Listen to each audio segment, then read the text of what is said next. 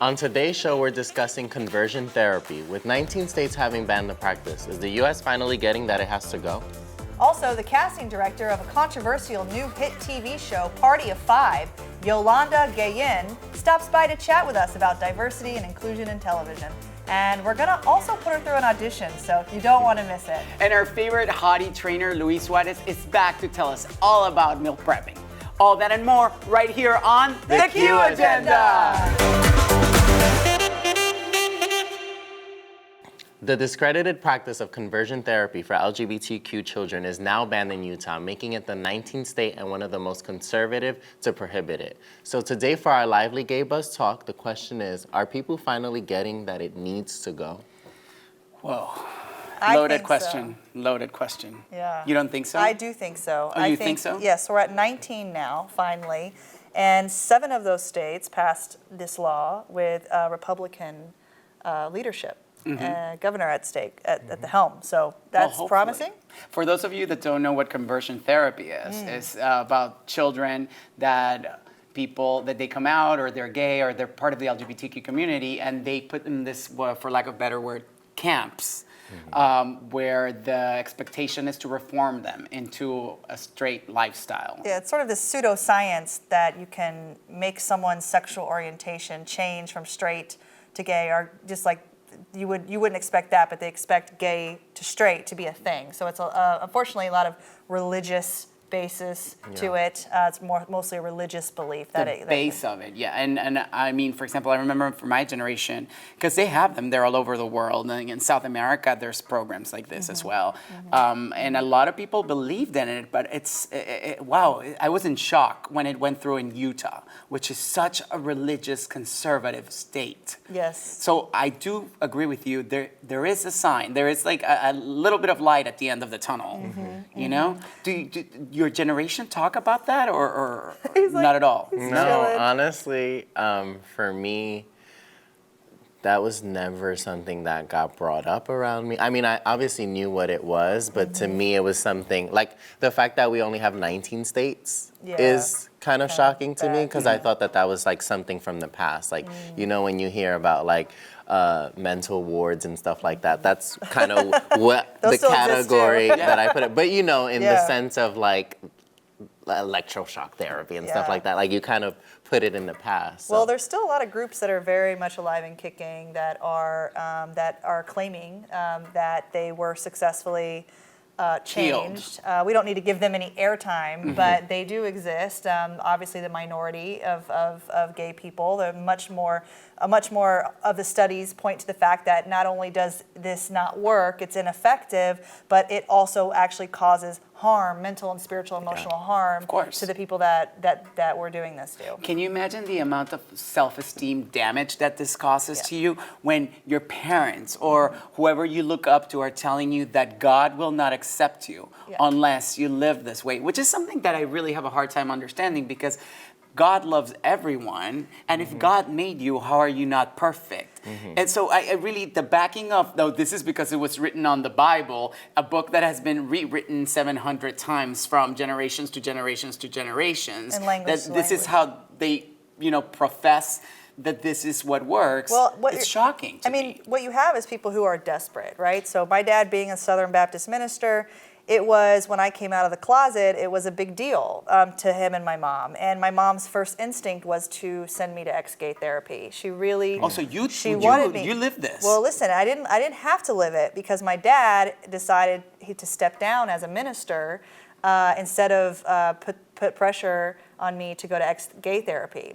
So he had his preacher friends telling him at the church that I needed to go to therapy, and he made the right decision in that moment and said, no, not only is my daughter not going, I'm stepping down from this. But my mother, to this day, would still send me to ex-gay therapy if she had any opinion or choice on it. She's still very much, she thinks, because it's like, I don't want to say a cult, but religion is a lot of people's foundation for living and for doing what they do. And if you question an aspect of that, the whole thing can come tumbling down. Right, it's a house of cards. Yes, so my mom, I don't blame her in a lot of ways. I hope that our relationship can heal itself eventually, but it's a mindset that they have to maintain, and if you don't fit into it, man, you got to go to things like ex-gay therapy. Yeah. Wow, Yeah. that's shocking and It so is. close. It's like when you least expect it, and then we have, Yeah. you know, like I have heard of people that were. Oh, you it's know, common in the South. I mean, I have friends who have gone through it, survived it, married the opposite sex, and then ended up divorcing them, of course, and then now they're with women and happily ever after. I mean, it's just a testament to allowing people to be themselves. If you can do that, you can avoid so much damage. Please. Yes.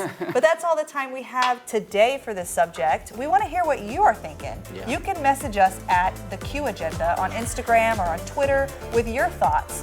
And we'll be right back with Yolanda Guillen. When it comes to casting in Hollywood, she's one of the pioneers in diversity and inclusion. Today, she's here to talk about her very controversial new hit show, Party of Five on Freeform. Please welcome Yolanda Guillen. Jolie! Welcome. We're so excited for to have having you me. here. Yeah, so what makes it controversial? Should we start with that? We have Yes. this Tell new me. show. Oh my God. About She doesn't even know. immigration, Yes. we have immigration, we have LGBTQ. We're going to have amazing actors. Look for the story. I cannot Okay. tell you a lot, but it's amazing. And I think we have all of different diversities. It's like all of it. You can see what LA is about. Not just Latinos. It happens to be about a Latino family, but it's like the logo said, it's a story of an American family. Is really what's going on right now. The parents are getting deported to Mexico, but also their friends. Not everybody has only Latino friends when you grow up here. You have Asians, you have African Americans, you have everything. So that for me is the beauty of the writing is amazing. I feel related to it. So I cried every single time I get the script. So yeah. Well, the buzz is everybody's talking about how these kids, they look like they've known themselves their whole life, like they look like family. You feel that they're family. In a world like Hollywood, where sometimes you're not too Latino, or you are over Latino, or you're too white, or you're too dark, or yada, how did you find these players? It's amazing. I think one of the key things was that the director is Mexican too. And one of the writers is from Costa Rica. She was born here, but the family's from Costa Rica. So you can tell that within the family, you have people that are lighter skin and darker skin. So if you can see the kids, Brandon is fair skin, green eyes, I believe, or blue, something like that, but he has color eyes. And then Emily's a little bit darker, and you have Elle, the little one in between, as Nico. And the parents are also, like, you can tell that they're a family and they're together. We did like over 1,000 auditions Wow. to find the people everywhere, like from all over the States, some people from Mexico as well. And they just have this instant chemistry. We have like a mix and match, and they were like coming with different families. But it was like everybody looked at each other. Like when they left, we were like, we have our family. Oh my God. Yes, it's just magic. I don't know how to explain it, but they were also outside, like talking, making jokes. Brandon was more into himself, and he was like, I'm sorry, but I need to concentrate, which is important too. I mean, you're like fighting to be the leader of a show. Yes. But it's also the chemistry they have. Beto, I mean, I'm giving the character's name, but Nico Guardado and Emily, the chemistry they have between them two, it was amazing. Oh my gosh. Have you seen the pilot? Yes, I've watched the show, pre-show? and it's also what I thought was incredible was the backlash in positive way and in negative way. You know, I was unpleasantly surprised to read a lot of Trump supporters who felt that how can you glorify a criminal, like a couple of criminals, and take such an American classic like Party of Five and give it a voice through this Latinos. What is your impression about those commentaries? I think that my executive producer, Amy, put it in a very beautiful way. As long as at least one person changes the view of what really these families are going through, it's not about just the immigration of the supporters of Trump trying to like, oh, this is making immigration, they're right, they're illegals. It's more about really the struggle as a family, the pain that they go through. Those kids were born here.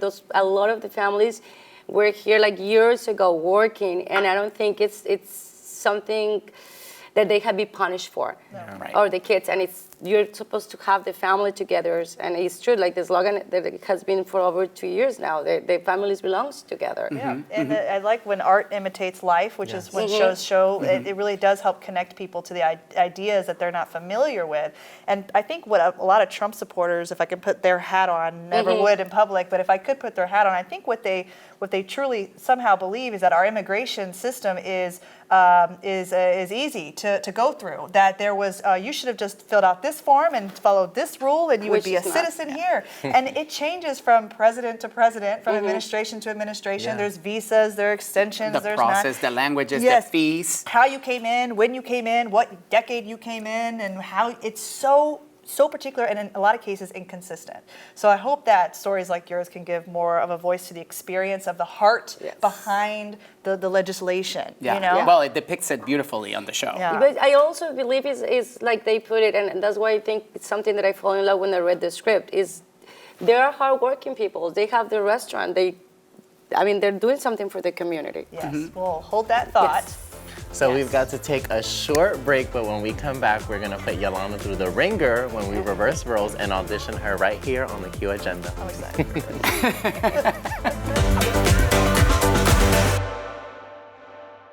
And we're back with Yolanda. Were you about to take my line? You were like, I was so mid-gas. excited. I am so excited. No, because there's so much. Yolanda, to be honest with you, it's like when I found out that you were coming and everything, it's just, I would love to be a fly in the wall when you're in those meetings, in those creative meetings. Particularly right now, you just cast an actor in a recurring role that is a transgender character. What are the conversations like when you're casting a character like that? Is it too masculine, too feminine? Is it, Latino, non-Latino? What's happening in the room? I would say what I can say, okay? No, it was, we started actually 2 weeks before we start casting the whole season, looking for the right person. Why? Because the executives and the writers and everybody, they really want somebody that is unique, but also is the truth to the story.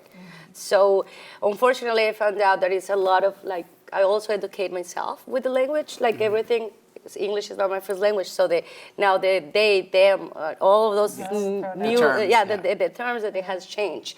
But also, I found that the agencies are not familiar with the language. So when I posted the role, it was looking for a male transgender, and I was getting males being females. So I was advised, so you needed female to male, and they were sending male to female. Yes, but according to GLAAD, because I've got to be very thankful to GLAAD, everybody that was there, helping us. I was calling them almost every day, oh my gosh, what's the language? What is the right thing to do? Because it's true, you go through a lot of things that, I don't want to insult somebody or because of my ignorance, I will say something. So those were more of the conversations that we had at the beginning, how you approach. We have amazing kids that would come and they would start crying. We just by the text, they couldn't, I was oh my gosh, relax, and it's true, so close to home, it hits so much, and some people couldn't audition for. So we look everywhere, and we have the conversation is we needed to have somebody that was really a trans, really changing from female to male, not somebody that looked we were very, very specific on that. There were a lot of female, males that can go both ways. I'm sorry, I'm saying something that is not correct. You're It can go for and a lot of people too is they're calling themselves as non-binary. So it was hard for us. So I had to get permission from GLAAD, from the studio, from everybody. It's guys, we're not going to cast anybody if it's not the real deal. So that's why we started before that. Exactly, being authentic and open and to learning. And honestly, what I find is real life is very different from social media. If there's just a way that we skewer each other on social media that can be mean, but as long as you come to the table with an open heart and you say the wrong pronoun, if you just ask what the pronoun is and just honestly clarify and apologize, we're all want respect at the end of the day. So congratulations for going into it like that. Actually, everybody was very helpful. I would say something and they're no, don't say that. I'm okay. So it was I learned a lot. And I'm sorry. I will say one of the interesting things, not to cut you off, but is when they're casting lesbians on TV, what I've noticed is mostly feminine lesbians on TV. And as an actor, and Enrique, we're gonna get you back here now because you're a casting director. But as an actor, I wonder if it's like a conversation which they have, like it's like maybe feminine lesbians sell more. You know It's what like I a mean? They're less offensive. I also believe this will go just me saying in overall, not just by LGBTQ or just by Latinos or just by African Americans. I think what is important is when you have to see the storyline. Yeah. It becomes, let's say, I cannot talk about another character until it comes out, but it's all depends on how you're telling the story.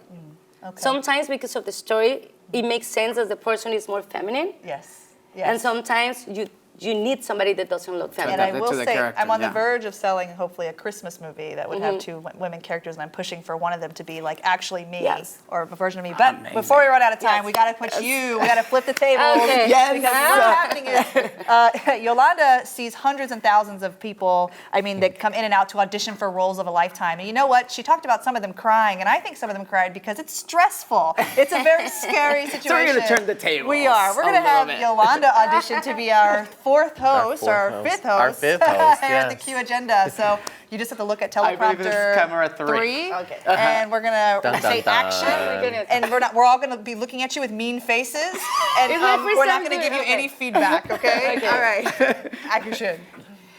Welcome to the Q Agenda. I'm Yolanda, and today's topic is TikTok. What gives Gen Z the right to appropriate TikToking from clocks? I'm offended. What are you talking?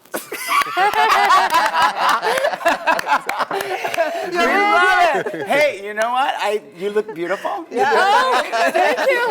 And you never saw the copy, and No, we do I get to never- see the copy. So that's good. Yeah, we do get to see It should have been in Spanish easier. I would have. Oh my Well, gosh. you know what? I think that the best way to say this is like, on the way out, Yolanda, thank you so much for joining Thank you us for and for having being me. here with us. Thank We're you. so excited to see what's coming on Party of Five on Watch it, Freeform. yes. Yeah, and to log on, please visit freeform.com to find out more about the show and the schedules and when it's playing. And Wednesdays again, at 9 p.m. Wednesdays at at 9 9 p.m. Or Hulu the Freeform. next And day. thank you, Freeform, for supporting so much LGBTQ content. Yes. It's been a Absolutely. great place. Yeah. Buy my Christmas movie. Okay, we'll be back. We'll be right back. We're back with our favorite trainer, Luis Suarez, and this time he's going to talk to us about meal prepping and eating right to get those killer abs. Welcome. Woo! Yes. Hey. Happy to be back. I want those abs. Yes, let's get it. It's just not fair that they served us pizza before this for our. Well, as long as you have enough protein and drink enough water, you'll be okay. Oh, really? You can Yes. balance out pizza? Exactly. Wow, You can that's a balance out shocker. anything. Yes. But I want to break this myth Wow. of the meal prepping because everybody's meal prepping now. water. Yes. Everybody. I'm How happy. easy is to do the whole meal prepping situation? I think it's easy once you have a system down. That's what people need. A system and knowing what to cook. People love following me for my meal prep because I really use what my mom, a lot of recipes from my mom. Because I would meal prep at home. I'm happy, I'm so grateful that I was living with my mom at a certain point in my life. And she's like, Luis, ponle sabor. Please, if you're gonna eat something, eat it so you can, when you're eating it with ganas. Like you course. really want to eat it. Yeah. You're enjoying it. And that's really important for someone who wants to get on a fitness journey. So eating, like, I love using herbs. Herbs are easy, like you get bang for your buck, right? Cilantro, mint, parsley. So if I were you, I would add, I would boil it. I wouldn't boil chicken. Yes, What do you do, first of bake all. it? I would bake it, because everything just simmers there. Yeah. So onions, tomatoes, and cilantro. Onions, tomatoes, and parsley. Onions, ginger, and mint. Wow. Try to keep it for three ingredients. That's what I try to do. So that's 3 easy recipes right there. 3 easy recipes. To start Bake it or grill it. You've been working with a bunch of celebrities lately. Do they Yes, thank follow God, I'm this really regime? grateful. Yes, they do. Like I might give them extra attention because they might have a deadline, like they have a photo shoot or they're preparing for a project. Someone at home, normal, average Luis or Jose or Maria may not be doing that, but they can still follow the same principles, which is eating protein, vegetables, and a carb. Okay. And I think I shared with you guys a B-roll, which is showing you how to meal prep, or like you can bake it, I like grilling it, But the most important thing is once you separate into containers, knowing what portion size to use. And so I share with you guys like how to do a portion size. We all carry our hands. So it's a very good way to measure a portion size. Fantastic. For women, it's recommended you have 1 palm size amount of chicken, 1 cup size amount of carbs, and then 1 fist size amount of vegetables. How many times a day? 3. 3 times. So you can easily, if you think about that, you can have 3 eggs or 2 eggs for women, a cup size of oatmeal, and some fruit. Interesting. Or some spinach, onions, and tomatoes. What happens? Sorry, go ahead. Sorry, is that for like losing weight or gaining? I think- Is there a difference? There is a difference, but by doing that, that's gonna maintain your current fitness level. What happens is people don't eat enough protein. They don't eat enough. And so they don't lose weight, or they might gain weight, but the wrong way. Not enough muscle, they gain fat. So with that formula that I gave you, that's for women, and for men, you just double that. So 2 palm size amounts. That's not fair. I'm gonna go. That's discrimination. You guys are eating more food. I was waiting for the comment. I was waiting for it. Rude. Well, you can eat more food too. It's just like add more vegetables to the pizza. Is it expensive? Is it expensive? Being a woman No, I is don't hard. think it's not expensive at all. It's if you think about if you just invest 1 hour of shopping, or you can use Amazon Fresh. You can go on Instacart, and you spend $80, maybe $60 on your meal prep, and then you invest 1 hour of cooking it, or 1 hour and a half. You say, and each meal comes about to like $5 to $8. Oh, wow. If you wanted to eat healthy, and let's say you did have some money to spend, extra money, but even if you go to Sweet Green, you go to Waba Grill or whatever you want to eat lunch, it's like $15 or $20 for. It's kind of, you don't get the same nutrients. The salt, can't measure it, the enough protein. Using that same formula that I give you, it's really important because a lot of people go in Chipotle, for example, I'm gonna eat a burrito bowl, but they don't eat, if you notice, one ladle of a chicken, it's like this much. Right, yes. And you don't get enough protein. I have a problem with that. I need more chicken in my burrito. And they'll charge you way more. It comes out Exactly. to $18 when you get double meat. That's insane. $3 for an extra protein Yeah. when half of maybe 5 pounds or like 3 pounds of chicken could be $3. Yeah. Oh my God, and you can make it at home and have it organized, for the rest of the Exactly. week. That's amazing. Yes. Well, thank you, Luis, so much. you for having I me. mean, this Yes. is fantastic. Thank you for stopping by. I certainly learned a lot. And to learn more about Luis's diets and his workouts, follow him at Luis Suarez _trainer. And don't forget to visit us at LATV.com. We are going to see you next time. Bye.